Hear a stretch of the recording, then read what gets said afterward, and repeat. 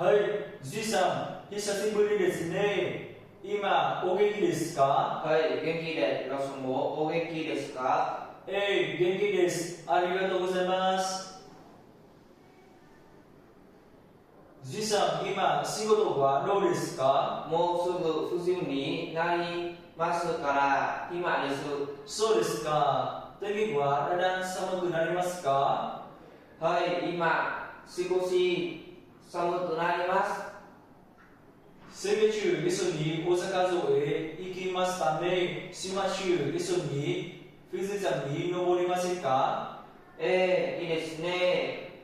何時に行きますか？8時頃行きます。はい、わかりました。富士山に登ったことがありませんから、今度ぜひ登りたいです。